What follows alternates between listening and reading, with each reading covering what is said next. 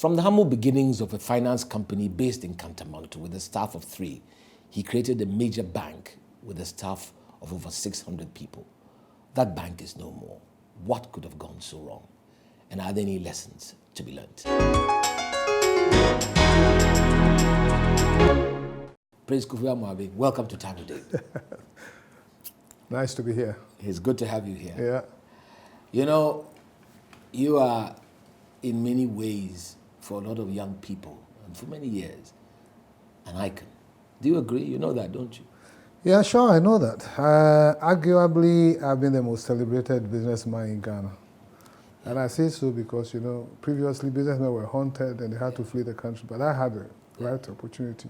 But your business has disappeared. Not quite. The bank has disappeared, as you rightly introduced, but the other businesses that, like UT Properties and UT Logistics, but in the army we call them walking wounded. Yeah. It means they are affected, there, but the brand has been tarnished, and therefore they're being affected. But we're trying to pick them all up. Let's talk about the bank, because the bank was really at the heart of what you did. You've had some time to reflect on all that has happened. If I pressed you to tell me the one major lesson that you've learned, what would that be? One, there are a lot of things, but if you press me for one, on the latter I'll say Ghanaians are bad. that is the one thing I can say. The trouble with that is then it means you're not taking any blame yourself. I'm a Ghanaian. Okay, so let's go. So you're one of the bad Ghanaians. I'm part of it. Okay. You know, because to address your point, I always say I made a mistake. Yeah. So I blame myself first because of certain things I should have seen and or foreseen and things like that. But it's difficult to read the Ghanaian generally, and therefore things went. How does the idea of a Ghanaian fit into this? Now, listen. In the first place, there's one things don't work well is the people who manage it, right? And by people, I mean our own people, as in me, my partner, who was the chairman, the board, Bank of Ghana, which is run by people, the government that took the decision, the way they took it, the way they acted. I don't have any problem with a bank that is certainly not doing well being assumed or arrogated by the government, but the way in which it is done. How could they have done it differently? Look at the way UT Bank was arrogated. Yeah. We were having a discussion with the Bank of Ghana. You wake up one Monday morning, police, press, whatever. They're still doing that with other financial institutions. Not in the same way. In our case, they went and broke down the signages at dawn, as if it's some kind of coup or, Rambo faction. They say they were trying to save the deposits of people, of customers. Breaking down the signages of UT and going there at 6 a.m. doesn't do anything. It's not as if anybody can walk into the bank because they've heard about it to go and pick money from the vault or anything. They could have called us as we sit and say that, listen, for ABC reasons, we are arrogating the bank or assuming the bank. And that would be more regular way of doing it. Yeah. Not only that, subsequent things also show that it wasn't done as per processes and for policies. Because after you've taken the bank, UT companies, the other companies' accounts in the bank have all been frozen up to this time. 27 accounts. So it's like, and everybody knows that the bank is different from the other companies. Yeah. And there was transparency because every affiliate was called UT. Yeah. Unlike other people who probably create companies that don't have any relationship with the original company. So why freeze the account of all the other UT companies? So then you tend to think it's either being done with some victimization in mind, and it's sad because I'm only one person. I don't even care much about. We'll talk about that because these banking reforms are still underway, and between you and I mean the repercussions are immense. So we'll come to that because I really want to talk about that. But let's talk a little bit about your bank, about UT Bank. I mean, how did it come to the point where it was no longer considered even to be liquid? I mean, that What brought it to that point?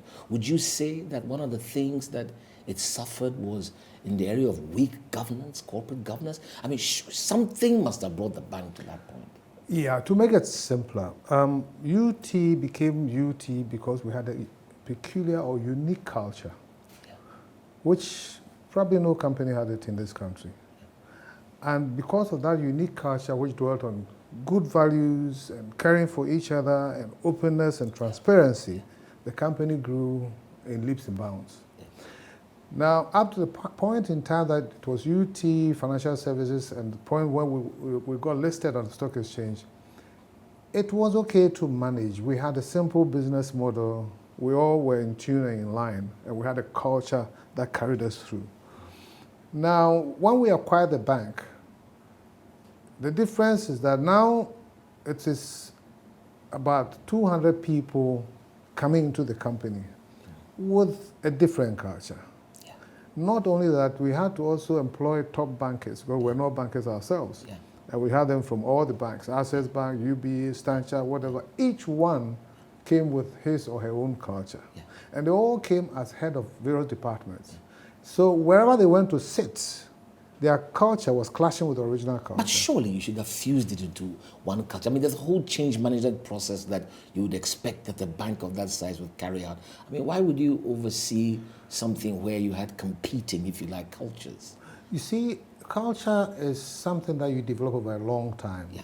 We did foresee that in growing that fast, we're going to have a problem with the culture. So we put certain things in place, but in hindsight, we didn't go deep enough, and we didn't really see how big the impact was going to be. Because let me give you a very simple example. Everybody knew what I stood for, and I was champion of the culture. Yeah. Then we employ a new branch manager and put him somewhere, Sunyani. He goes there, and it is his values and culture that is going to be manifested in that area. No, I hear you, Kofi, but yeah. I'm trying to come. I keep saying it but it is you are at the head of it. I mean, surely, that was something that you should have addressed. I mean, to simply have them there so that they actually bring the bank down. I mean, a bank that was so iconic. I mean, that's not what I'm saying. There are a lot of people who look up to it. You know, so. I mean, I just want what do you think went wrong that you could have done differently? As the company grows bigger, your influence as in leading the company and showing the right values gets diminished because a lot of people don't even come into contact with you. But you stayed at the top of that bank for 17 of its 19 years. Probably that was too much. Yeah. So that could be a lesson to be learned. That could be a lesson to be learned because I had said all along that when I was 60, I was going to leave that position. The only reason why I didn't leave was that at the time we were going public and institutions like IFC and the rest were coming in and they insisted as a major covenant that I stayed because they didn't want to put their monies in and then Kofi Amoabeng steps out. But not in the capacity of running the bank. I mean, that's what they insisted. I would be CEO at least for 2 years before I could leave. I see. You know, so that tied me down and I couldn't leave when I was 60. But all in all, what I'm saying is that when the culture of a company or any institution is right, it's very easy for it to grow. As soon as you lose that culture, and UT, that's what happened. We lost the culture because the new people who came in, some were raw thieves, some were compromising, doing things that were really, really not UT-like at all. And at what point did you recognize that? I did, because I suspected, I think, when the loans were not being paid, and everybody knows that UT man, when you take, you have to pay. So all of a sudden, it's like we're falling on our own sword. People were taking the loans and not paying. And I said, what can be wrong? So we set up a control unit to go to all the branches and assess the loans and evaluate the loans. One report that I saw which made me actually throw my hands up in the air was from Takoradi branch. A trusted original UT staff had done the facility, and the collateral was supposed to be a story building. When the control unit went there, it was bare land. And I said, if gold will rust, then the lesser metals will be in trouble. So at that point in time, plus problems that we were having in our boardroom, had a split boardroom, These are some of the lessons. Is that my relationship with... what about your partner? I mean, I'm told from research that you had also... Yeah, I mean, because there were two of you originally. Yeah. And you had differences of issues. We had differences about certain issues. So that's another lesson we could learn. It's another lesson. Then IFC was a major lesson. IFC was a partner, and IFC had some issues with us, but they had also given us trade lines, just as other institutions have given us trade lines. And for a partner to say that I've withdrawn the trade lines, it sent a wrong message to everybody else, that if you, the owner, part owner of the company, says you are withdrawing the trade lines, everything must be wrong with your company. Yeah, but surely they wouldn't have done that for nothing. You see... There must be a reason. Yeah, you see, David, what I'm trying to say is that the Titanic sank because of so many reasons coming together. Yeah. It wasn't just hitting an iceberg and then go. So there are a lot of reasons. There were the reasons with the people, that is the board split, a lot of vacant positions that came up, disillusionment between the old staff and the new staff, thinking that we have built a company and these guys have come to just milk it. And then the new people also thinking, we know banking. UT staff, you don't know banking, so we are going to show you what to do. Instead of them saying that, let's see what you're doing right, so we can add our bit to it. Sure. I know the typical Ghanaian attitude. So if you now say you are the boss and you come from somewhere, then I'm not going to do what I'm supposed to do for you to take the credit. Should you have made way for somebody else to run this, fast-growing institution that you had put in place much earlier? Do you think that would have made a difference? Because, I ask you that because, a lot of us have our own business and we always get, there's always the argument that, look, you might be the entrepreneur, you get it started and so on. But when it begins to pick up scale, maybe then it's becoming another beast. It's not something that you necessarily can handle. So you could step back and let somebody, did you just stay for too long? It's something that could have been considered. But, we got into banking by default. And we got into banking having the vision of changing some aspects of banking. As I sit here, I still have a lot of complaints about the way Ghanaian banks behave to their customers. Yeah, because, So moving away was like taking the vision out and giving it to somebody else. And I didn't think it was right at the time. But I also accept that I wasn't a banker. I wasn't even accepted in the banking fraternity very much. I got to reflect later. But you didn't fancy bankers anyway. I think I recall earlier on you were critical of banking. Absolutely. Up to today, I'm still critical of banking, even though I call myself a banker now. So it's a matter of you have a vision of what you want to bring into banking. And it was a bit radical. And we had the Bankers Association, of which I was a member, all looking on and probably wishing your downfall. Because incidentally, the first institution that said, there's now sanity in banking was the banking institution, of which I was a member. And you expect that if a member goes down, the members will rally around and say, what's happening to our industry? In our case, it wasn't the same. The banking institution just came out and said, now the governor has done well by sanitizing the banking sector. I was really shocked. You run it too casually. You run it, your whole style is easy. You just said that, you wanted it to be done a certain way. You see banking and bankers as perhaps too stiff and too, and you wanted to run it, you run it casually. That undermined it. Not casually. The point is that we built structures to support the risks that we were taking. So we knew the risks. And therefore, we build the structures to actually manage those risks. I think one thing most people don't realize is that, especially for the SME sector, timing is of the essence. Because they don't plan ahead, they don't budget and do all sort of things. So SME sector, if you want to really serve them, when they come to you and say, I need money, they need it now. And therefore, you have to build structures and manage the risk around lending fast. And that is what we're able to do. Now, when we got into banking and the bankers came in and all sort of things, they were challenging the way we're doing things. So, because it's a different institution. It had become a different animal. But we're trying to change it. Because I think we could change for some sectors. And of course, as it is, banking is an old giant, and you don't take on those monstrous giants. And therefore, we were squeezed out somehow. Do you regret having gone into banking? Maybe if you're just getting money. No. You don't regret going into banking? If I had a chance, and I was younger and everything, and had the same chance, I've gone in, but of course gone in differently. Let's talk about what's been going on now? I mean, I'm quite curious because you're a player in that sector. This started with you. The central bank has been carrying out all these reforms in this sector. Recently, savings and loans companies, microfinance institutions. What do you make of all that's been going on?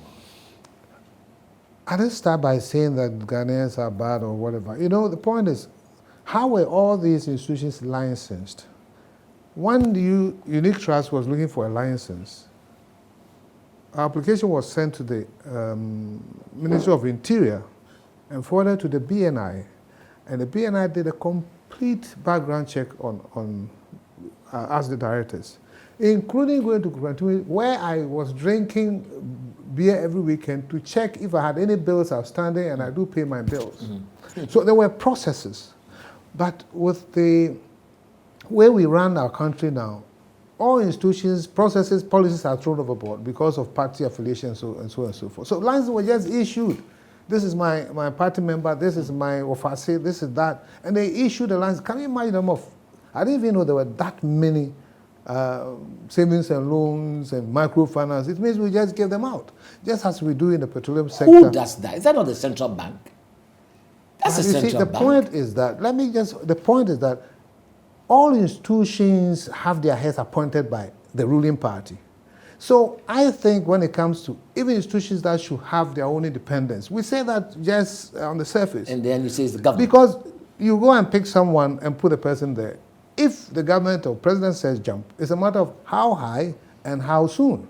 So they can do anything they want. And this is the armed forces, the police, the judiciary, everywhere. The president alone appoints probably about 6,000, if not more, people.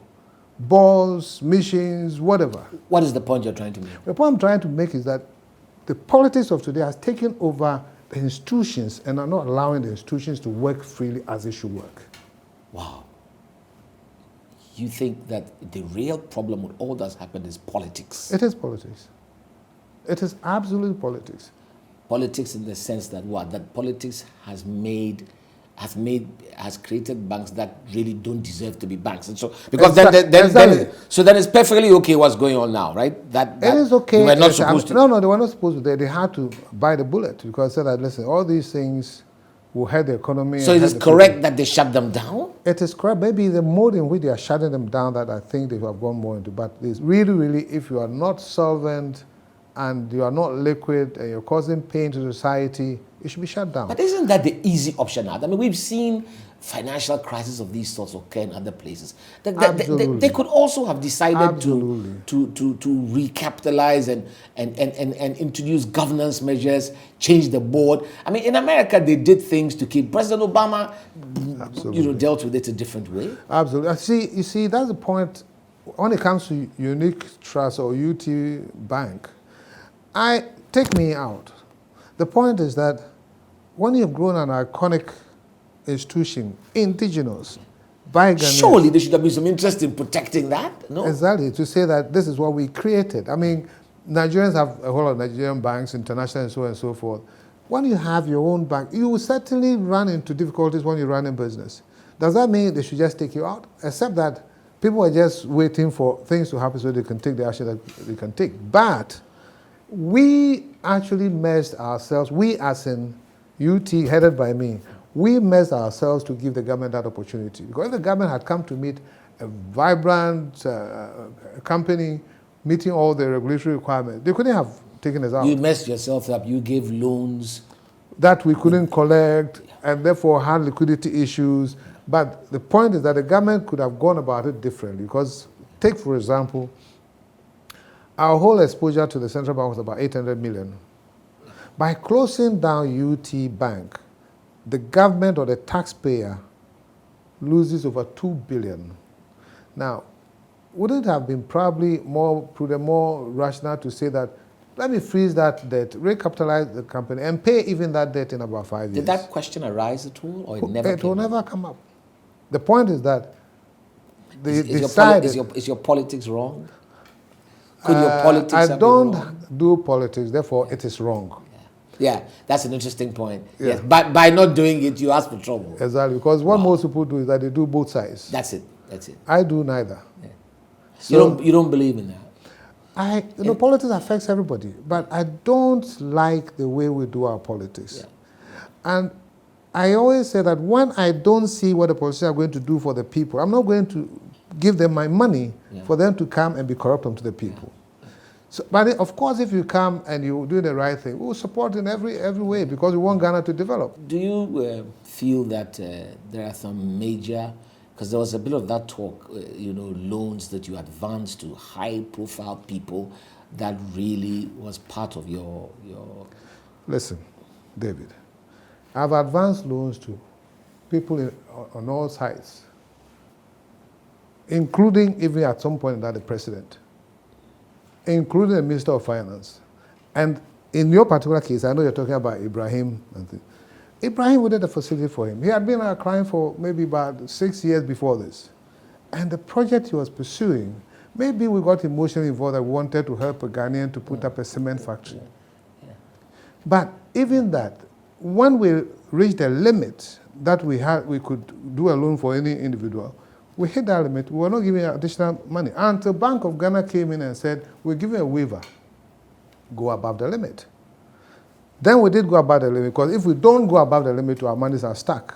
As it happened, because the project delayed, our monies were still stuck. But that project, at the time that UT was closed down, could pay for whatever debt Ibrahim had. How come all these big multinational banks that we have, Barclays, Standard, so and so, how come they never get into any of these issues? Why is that that's all got to do with Ghanaian banks? I mean, they are not closing down any big banks, any foreign bank. They're closing down Ghanaian banks. No, they do. Just to make a point, Standard at some point had to write off a whole lot of loans. Yes. Same as Barclays when that lady was the MD, the foreign lady was the MD, and they had to close that. So banks go into all these problems. Yes. As you said, even in the US, you get some of these big banks that went into all sorts of problems, but they were built by the government. So the point is, where does the government stand? Are they looking at Kofi Amoabeng, or are they looking at the institutions that are serving the people? Because when you let about 600 people in UT alone go home, and the policy is that you are creating jobs. Yeah. Really, if you want to create jobs, you try and sustain what you have and add a bit more to it. Yeah. But if you let people go home and now you tell us that you are creating jobs, I find it difficult to understand, So, but the point is that I believe in systems. The government comes into power. The government is going to do the will of the people. If in closing down UT Bank and all these things, all the other companies, Ghana is going to be a better place. I don't have any qualms about it, because I sacked my own brother when I was running my company, because it was the interest of the company that they go out. So I'm not complaining about UT. I never will complain about UT going out. Maybe the only complaint is how they did it. Finally, because I know that has always been a big issue. I mean, there are a lot of people that have lost their jobs. Even their lives. They lost money. Some have died, they say. I mean, how do you feel about that? I mean, you were at the heart of all of this. You created this institution. You have people there. It gets to a point they have to go. I mean, what does that say? It's sad that people lose their monies, people lose their jobs, but we create it ourselves. I've gotten to a point where I think, because of our attitude, that's what we deserve. Because even in our job, we know the next person is up to something against the company that we work for. So even by our omissions, by not reporting, we are condoning, and it happens all the time. Companies go down because people want to take advantage of the company, and staff in that company know that this is happening, and they will not say anything about it. But Kofi Amoabeng, the buck stops with you. Yeah, I agree. I'm not trying to be apologetic at all. You accept that the buck stops with you. Absolutely. You're the one that really should take the blame for all of this. Yes, I take the first blame, but I'm only trying to tell you the other thing that I couldn't control, so it is my blame. It's a serious MBA class, You need to talk about how it all has I'm trying to put down some of my memoirs, hopefully to help the younger generation. so that people will not repeat the same thing or be ready when it hits. Maybe you are one of these, finally, the true problem with you is you're one of these, like they said with the great General Champon, you have a heart, you feel sorry for people, you're mixing, I mean, you have a business and there you were, as you just said, that you want to help, that you can't do that in business, can you, especially in banking? But that's not what I'm known for.